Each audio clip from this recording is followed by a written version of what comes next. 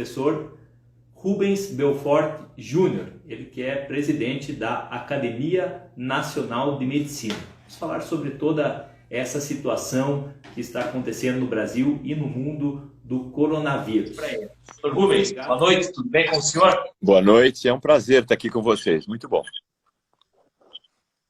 Que legal.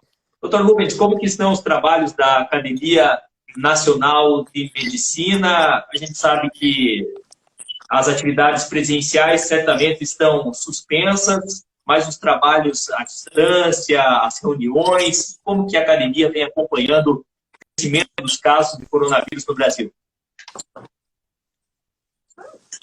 Olha, a Academia Nacional de Medicina existe há 190 anos e nesses 190 anos teve muitas crises e raríssimas vezes ela deixou de se reunir de quinta-feira. Todo o império, Dom Pedro II ia lá, assistia às reuniões, etc. Aí quando veio essa pandemia foi a maior confusão, porque a gente não podia mais se reunir fisicamente e felizmente existia a plataforma tipo Zoom e nós continuamos a fazer as nossas reuniões com plataforma tipo Zoom, com um número enorme de pessoas. Eu acho que essa pandemia terrível mudou o mundo, né? Em vários aspectos. O mundo jamais vai voltar a ser o que era antes. Cada vez mais nós vamos ter ensino à distância, reuniões virtuais assim, e a Academia Nacional de Medicina está tratando de agir da melhor maneira possível. Os debates eles estão acontecendo através de um grupo que está acompanhando toda a situação e debatendo os desdobramentos dessa pandemia, é isso, doutor Rubens? A Academia Nacional de Medicina tem cerca de 100 membros, mas essas reuniões têm sido assistidas por 300 pessoas às vezes. Junto com a Academia Nacional de Medicina, nós temos convidado também a Academia Brasileira de Ciências e, nas últimas semanas, tivemos reunião com a Academia de Medicina da Inglaterra e Portugal. Ontem tivemos com a França e a semana que vem com a China. Então, você imagina, são 3 horas com os melhores médicos desses países, contando para nós e nós contando para eles as experiências. A Europa começou antes, né? A China foi a primeira desgraça, depois passou para a Itália, Espanha, Inglaterra. O Brasil, felizmente, estava um pouco atrasado. E por isso é que nós estamos aprendendo como fazer um montão de coisas.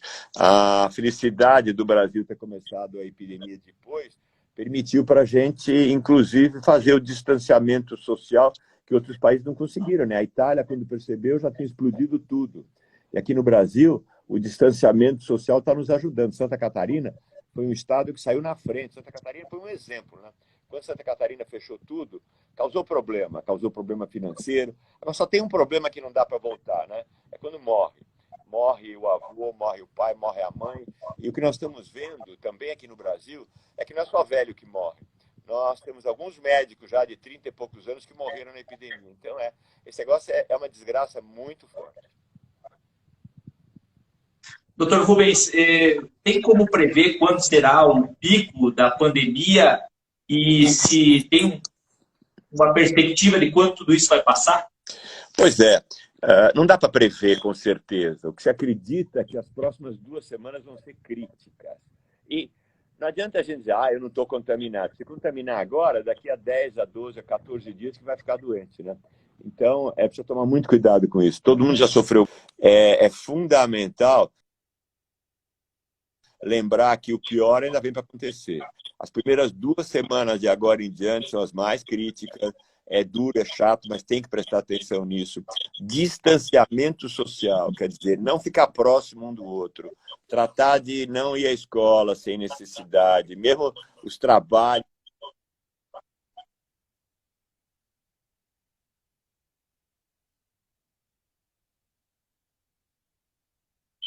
Isso, além do distanciamento social, máscara, né?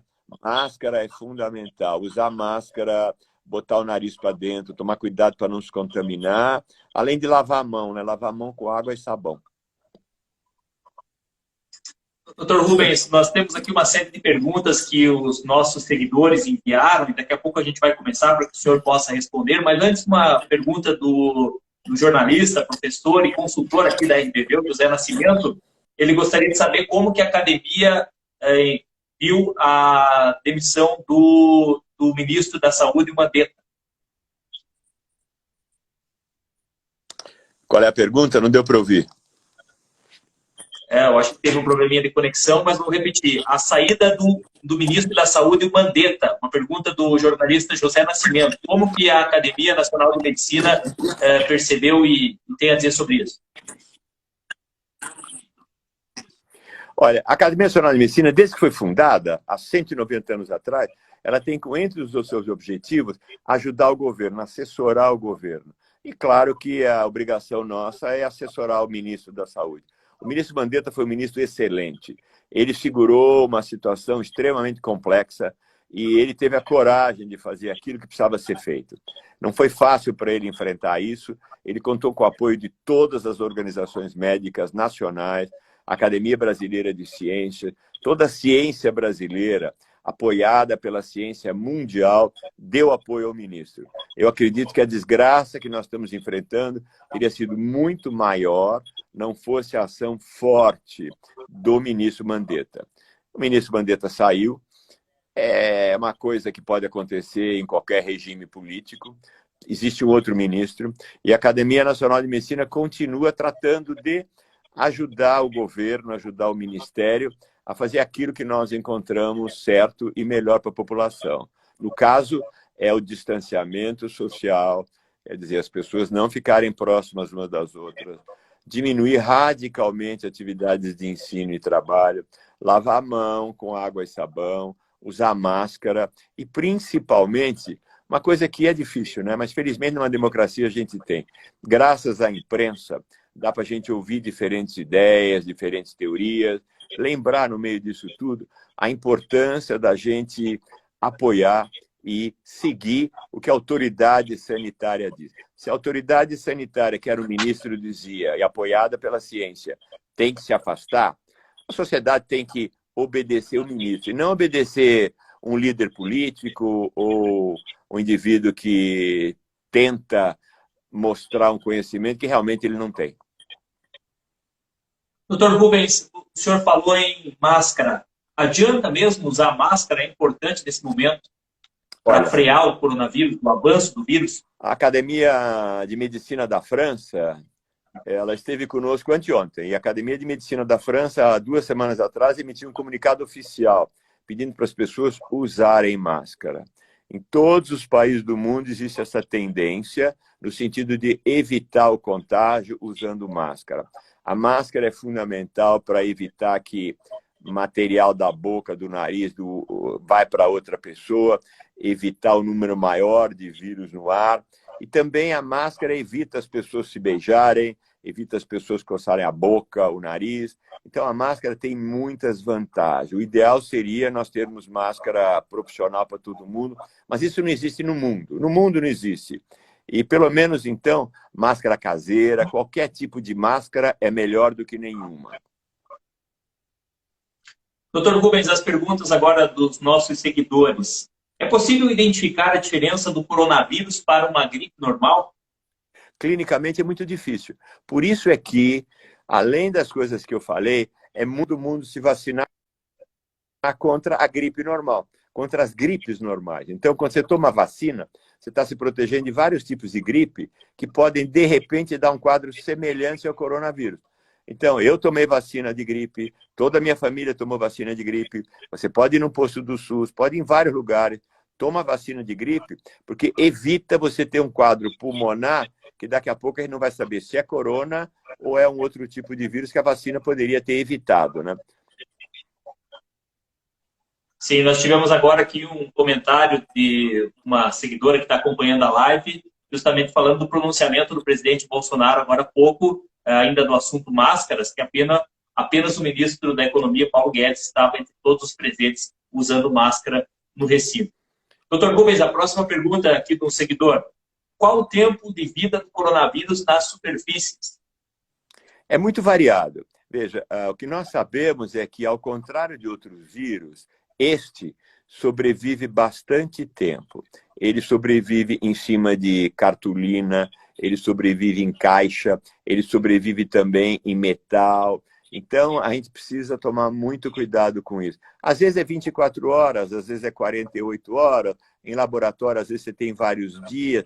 mas é o que se considera como crítico são as primeiras 24 e 48 horas. E por isso é que quando você pega qualquer objeto, põe a mão na maçaneta ou na caneta e coisa assim, lavar a mão e passar álcool, porque aí você mata o vírus que estivesse presente lá. O vírus não entra pela pele, ainda bem, mas o vírus entra pela boca, pelo nariz, pelos olhos, né? E por isso é que a gente precisa sempre andar com um pouquinho de álcool na medida do possível e limpando aqueles lugares que o vírus pode estar ainda vivo. Mandar um abraço para o radialista Eric Miller, da Rádio Videira, que também mandou um sinal de joinha aqui para a nossa live, e outras tantas pessoas que estão nos assistindo nesse momento. Depois nós vamos compartilhar esta live na íntegra também no Instagram das rádios, das 9 emissoras do grupo RBV Rádios, para que todos tenham a condição de assistir de novo. A próxima pergunta: qual o atual cenário do desenvolvimento de remédios para a Covid-19 e possíveis vacinas? Olha, há 2 semanas atrás nós tivemos uma reunião na Academia Nacional de Medicina com o diretor de umas terapias intensivas mais importantes de Londres. E quando todo mundo perguntava, você usa não sei o quê, você usa não sei o quê, você usa não sei o quê, a resposta dele era sempre não, não, não. A mesma coisa ontem na França. Quer dizer, infelizmente, a cloroquina não é aquilo que a gente achava que podia ser. E nessa situação, precisa entender que nós sabemos muito pouco e precisa valorizar o que nós sabemos. Não adianta ter ilusão que a cloroquina vai resolver, então todo mundo pode sair por aí se beijando, se pegar é só uma gripinha, toma uma cloroquina. Não, isso mata. Isso deixa as pessoas, mesmo que sobrevivam, várias semanas entubadas. Então, esses medicamentos que a pessoa fala por aí, nada disso está comprovado ainda. Cada dia sai uma notícia diferente. Ah, talvez vai ter um remédio novo em maio, vai ter um remédio novo em setembro. Vai, infelizmente, demorar para isso acontecer. Nós vamos ter que lidar com isso vários meses. Os costumes vão mudar. As maneiras das pessoas se portarem já estão mudando radicalmente. O que nós temos que fazer nessa fase é tomar cuidado para não se infectar. O mundo está se preparando para isso. O Brasil hoje já tem muito mais respirador do que tinha 3 semanas atrás. Se eu pegar a doença hoje e tiver que ir para a UTI, eu vou ter muito mais chance de sobreviver daqui a 3 semanas. Se eu pegar a doença em agosto, muito mais chance de sobreviver. É assim que nós temos que ir ganhando tempo para isso. A vacina vai demorar. A vacina vai demorar pelo menos vários meses. É muito provável que não tenha vacina durante 1 ano. Primeiro tem que descobrir a vacina. Depois tem que produzir a vacina. Depois tem que fazer a vacina funcionar nos países que ela ficou. O mundo vai inteiro chupar essa vacina. Estados Unidos, China, Japão. E a gente tem que ser realista. Até a vacina chegar no Brasil, até a vacina chegar pelo SUS, vai demorar muito tempo. Então, o negócio é prevenção. Não adianta querer acreditar em milagre. Milagre pode acontecer, mas em medicina não. É ciência, ciência demora, e a gente tem que ir atrás dos recursos para sobreviver e ter uma qualidade de vida melhor. Só uma coisa a gente não consegue recuperar, é a vida. Dinheiro, por pior que seja, dá-se um jeito. Você vê o que aconteceu na Grande Guerra Mundial. Todo mundo sofrendo, etc., mas os que morreram, morreram. Os que não morreram, acabaram sobrevivendo. Alguns estão vivos até hoje. Então, essa é a mensagem. Dr. Rubens, a Carla está fazendo uma pergunta aqui na nossa live, nós já comentamos isso, mas talvez ela não pegou ali, vamos repetir. Se tem uma previsão do pico da pandemia aqui no Brasil? Acho que talvez eu não tenha sido muito claro, mas depende do lugar. Em São Paulo, 2 a 3 semanas. Alguns lugares do Brasil talvez tenha a pandemia um pouco depois. Começou em São Paulo, porque é um grande centro internacional. Começou no Rio de Janeiro, porque além de centro internacional, muitos turistas. A mesma coisa em Fortaleza. E Manaus é lugar de turismo. A partir daí, a doença alastra. O interior do estado de São Paulo está 1 semana, 10 dias para trás da capital de São Paulo. Vocês tiveram alguns casos em Santa Catarina também por causa do turismo em Floripa, naquela região do mar. Ainda bem que o governador de vocês foi eficiente e enérgico. E parece que dessa maneira vocês estão conseguindo agora já está uma situação muito melhor. Se não fosse isso, talvez vocês estivessem igual Manaus agora. Ou seja, o que vocês sofreram valeu a pena. Vocês vão sofrer mais, como nós todos estamos sofrendo, mas vale a pena. E não adianta dizer, vou mandar meu filho para a escola, meu neto para a escola. Ele vem da escola infectado. A criança tem o vírus sem ter doença. Então o menino está ótimo, brincando, não está nem aí. O vovô dá um beijo, o vovô morre depois. Papai beija, papai morre depois. Essa é a ideia de evitar que crianças vão à escola. Um abraço para a Kelly Dandolini, que está nos assistindo, a Vânia Rossetti também mandando um alô, a Mariane, a Fabiane, a família toda ligada, o Ricardo Bueno, a Rita Martini, o Vilmar Zago, todos que estão acompanhando, nosso muito obrigado. Dr. Rubens, mais uma pergunta. Por que em algumas pessoas o vírus não apresenta sintomas? É questão do sistema imunológico? Essa pergunta é da jornalista a Priscila Polon, da Rádio Videira. Olha, a coisa mais que a gente repete é não sei, não sabemos. Da mesma maneira que o resfriado, né? Você não tem aquela história que metade da minha família ficou resfriada, eu não. Esse vírus é a mesma coisa. Nós temos casos dramáticos. Tem uma moça que está nos assistindo agora, teve a doença de forma chata, teve envolvimento pulmonar, ela não fez nada e ficou boa. O marido também teve a doença, mas muito menos.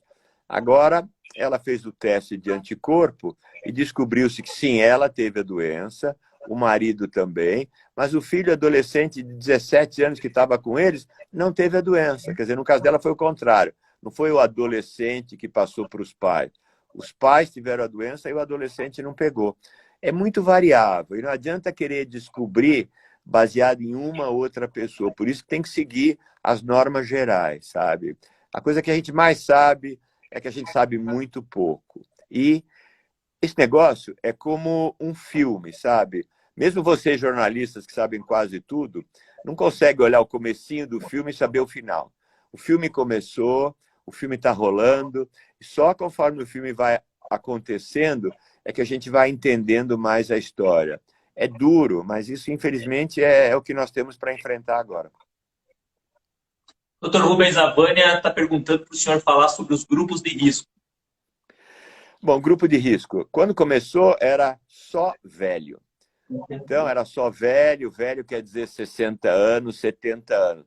Aí descobriram que era só velho, mas podia pegar jovem também. Tem casos raríssimos descritos em crianças pequenas, mas indivíduos a partir de 30 anos já têm um certo risco. Aí descobriram que o gordo tinha mais. Na Inglaterra, eles conseguiram detectar também que alguns grupos de judeus têm mais. Parece que negro tem mais. Quer dizer, tem vários tipos de risco, além da idade. A idade é o mais importante. E também, claro, outras doenças. O indivíduo que tem uma doença crônica de pulmão, doença crônica de coração, o indivíduo que é diabético, tem que tomar mais cuidado ainda. Dr. Rubens, a Rita está perguntando em relação a fumantes. Pois é. O cigarro faz mal para a função pulmonar. E a função pulmonar é fundamental para as pessoas não morrerem. O vírus começa e muitas pessoas não dá nada no comecinho. Em outras, pode dar uma tosse seca, nariz escorrendo, dor de cabeça. E o vírus do nariz e da boca, ele acaba indo lá para dentro da parte do pulmão. E lá no pulmão, ele dá uma pneumonia a vírus. E, em função disso, o paciente começa a ter dificuldade para respirar, às vezes. Um grupo enorme de pacientes acaba curando sozinho, acaba curando sem nada.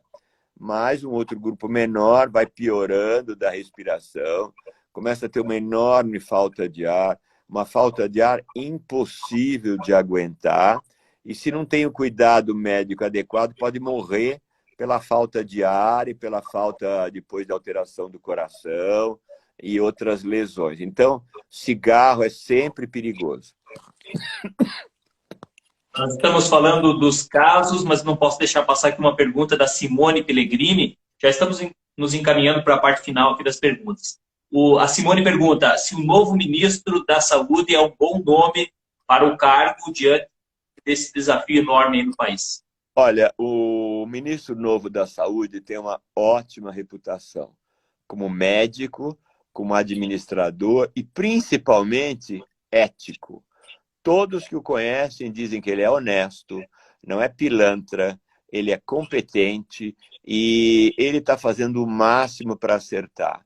É uma situação extremamente difícil, até porque existe um descompasso muito grande entre o que o ministro diz que tem que ser feito, que é o que tem que ser feito, e que muitas vezes o presidente sai por aí berrando. Então, todo mundo percebe que ser ministro da Saúde nesse tipo de governo é muito complicado. Nós esperamos que o ministro consiga, com a competência que ele tem, e mantendo o país no ritmo e no rumo certo que ele vinha sendo mantido. Doutor Rubens, nós temos notícias de algumas pessoas, alguns pacientes que estão se curando do coronavírus. O senhor comentou que não existe vacina ainda, que os remédios não existe uma comprovação científica. Como que esses pacientes se curam? Como é esse tratamento? Então, tem algumas doenças infecciosas que morrem sempre. O grande exemplo é a raiva. Você tem a doença chamada raiva, quase sempre morre. O mesmo AIDS, a taxa de mortalidade dos pacientes é muito alta. Coronavírus, o contrário. Coronavírus, você tem cada 100 pessoas que pegam, 80 talvez, não tenham nada. Ou tem um quadro muito leve. Aí tem um grupo menor que, como eu disse, tem dificuldade de oxigênio, precisa auxílio para respirar, mas também acaba curando. E tem um grupo muito menor que, se não tomar esses cuidados de terapia intensiva, morre. Então, nesse tipo de situação, é muito perigoso, porque vem aquela história, eu tomei água com açúcar e curei. Então, ele já quer que todo mundo tome água com açúcar. Eu usei cloroquina e curei, então todo mundo vai usar cloroquina. Essa doença, em 80%, 90% das pessoas, não mata. Então, o fato da pessoa não ter morrido, ótimo, a doença é assim mesmo. Não é que ela deixou de morrer porque ela comeu mamão ou tomou isso ou aquilo, entende? Precisa tomar muito cuidado. Eu vi uma das perguntas aqui, por exemplo, a respeito de anticoagulante. Claro, quando o paciente está em terapia intensiva, está entubado, está em quadros graves, pulmonares, de coração, muitas vezes o médico é obrigado a usar, e vem usando cada vez mais, anticoagulante, drogas chamadas biológicas, para tentar reverter a consequência do vírus. Nesses pacientes, muitas vezes o vírus não é nem mais o que está causando o problema, é a consequência da infecção. É mais ou menos assim, a casa está pegando fogo, você tem que apagar o fogo, mas às vezes o fogo já queimou tanto a casa e não tem mais fogo, a casa está caindo por causa da consequência. E não adianta ficar molhando a casa se não existe mais fogo. Então, essa é a dificuldade de nós médicos atualmente. É saber o que é o vírus e o que são as consequências que o vírus causou no organismo, desregulando o organismo e fazendo com que o próprio organismo acabe matando o doente. Eu quero agradecer ao Dr. Rubens Belfort Júnior, presidente da Academia Nacional de Medicina. Se o senhor permitir, eu tenho mais umas 4 ou 5 perguntas aqui, mas desde já eu quero agradecer o seu empenho e a sua disponibilidade de estar conversando com exclusividade com a RPV Rádios aqui no Instagram do RPV Notícias nesta live hoje à noite. Pode ser, doutor? Mais algumas perguntas? Eu adoro Santa Catarina por várias razões, inclusive por causa da minha mulher, né? Mas além de eu gostar por causa disso, Santa Catarina é um exemplo de cultura no Brasil, onde as coisas dão muito mais certo. E algumas das perguntas aqui são extremamente boas. Por exemplo, tem possibilidade de ter uma segunda onda? Sim. A China está encontrando já esse problema. As pessoas, quando têm a doença, ficam imunes. É verdade. Mas ninguém sabe por quanto tempo está imune. Vamos supor que eu tenha tido a doença, estou ótimo, recuperei. Não quer dizer que o ano que vem eu vou estar imune ainda. E o que está acontecendo na China é que, passada a primeira epidemia, eles liberaram o comércio e tal, e voltou a doença em muita gente. Então, um dos grandes problemas que a gente vai ter agora no futuro é como ir voltando a abrir a economia, voltando a abrir o comércio, voltando a abrir as escolas. Isso vai ter que ser feito com muita prudência, cuidado e risco. Vai haver um risco grande, ninguém vai ficar livre dessa doença antes das festas juninas. Essa doença vai nos acompanhar, infelizmente, durante muitos meses. Então, tem que levar isso em consideração. Essa pergunta foi do colega jornalista Lucas Arigoni, que está aqui. Até eu quero fazer um adendo aqui e agradecer ao Lucas e à colega Adriele Zambonin, porque Eles são verdadeiros Instagramers, né, entendidos aí das redes sociais, e a gente vai se adaptando com as dicas dele. E também do colega jornalista José Nascimento, lá em Curitiba, que também dá algumas dicas. Falando disso, clica ali no coraçãozinho, na curtida nessa live e no aviãozinho, selecionando seus contatos e enviando, concluindo para enviar para eles também a dica da nossa live. Doutor Rubens, sobre os testes, vamos falar um pouquinho sobre os testes para saber se a pessoa já foi infectada com o coronavírus? Vale a pena fazer? Então, o acadêmico Rui Maciel, ontem, na Academia Nacional de Medicina, apresentou uma ótima aula sobre isso. Ele é um dos diretores do Laboratório Fleury, um laboratório tradicional na medicina brasileira. Claro, os testes são fundamentais. E a melhor maneira da gente saber quando tem que ir voltando, quando tem que ir reabrindo as coisas, é baseado no teste. A Alemanha usa muito teste. O problema é que não tem teste para todo mundo. Os Estados Unidos têm muito menos teste do que precisam. A Inglaterra está apanhando muito por falta de testes. Vários outros países, inclusive o Brasil. Nós não temos testes em número adequado. O que nós estamos testando da população ainda é ridiculamente pouco. Por isso é que não dá para se dizer, vamos abrir uma parte, abrir a outra. Baseado em quê? A maneira correta seria, por exemplo, a gente testar 40% dos habitantes ou 30% dos habitantes da tua cidade. Aí pode dizer, olha, aqui o vírus já atingiu muita gente, então o vírus não está circulando mais, podemos ir abrindo. Em outros lugares, não. A França, com tudo que está sofrendo, tem muitos lugares que só menos de 2% da população foi infectada. Quer dizer, a população ainda está toda disponível para morrer pelo vírus. Então, o teste é fundamental. Teste direto, que é para saber se o vírus está presente ou não, e também teste baseado em anticorpo, para saber se você já teve o vírus e, portanto, está protegido. Essa é uma outra parte que a medicina está rapidamente desenvolvendo. Existem grandes grupos, inclusive no Brasil, grandes universidades, empresas privadas, desenvolvendo testes, comprando testes, e em algumas semanas nós vamos ter uma possibilidade maior de testar a população e ter uma conduta um pouco mais inteligente a respeito de abrir ou não o comércio, as atividades. Nós todos estamos sofrendo. Os médicos fecharam seus consultórios, o comércio também. A melhor maneira da gente enfrentar isso é lembrando que a vida vale mais.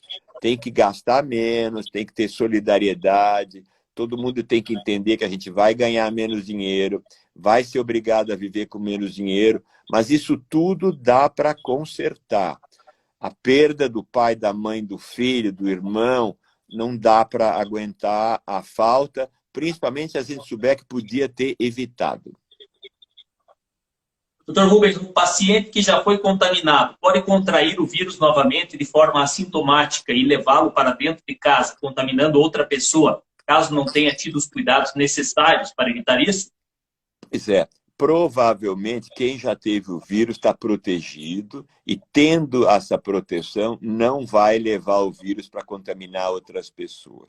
2 a 3 semanas depois do indivíduo ter tido o vírus, ele já pode voltar a trabalhar, inclusive em hospitais. Isso como regra. Mas, de novo, só a quantidade muito maior de testes é que vai poder fazer a gente ter mais certeza disso.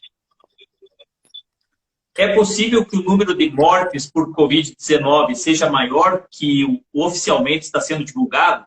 Qual país, o Brasil, mais se parece nessa questão da pandemia? Há como fazer uma comparação?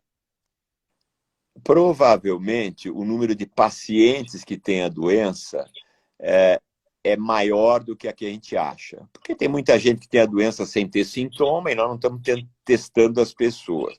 Quando a pessoa morre, é mais exato saber do que morreu. Mas, mesmo assim, o Brasil está atrasado pela falta de teste. Então, é tudo uma questão de estimativa. Parece que a nossa mortalidade é um pouco menor que alguns países da Europa. E você sabe por quê? Porque, apesar do Brasil ser mais pobre e ser mais deseducado, o Brasil tem uma coisa que as pessoas não dão muito valor.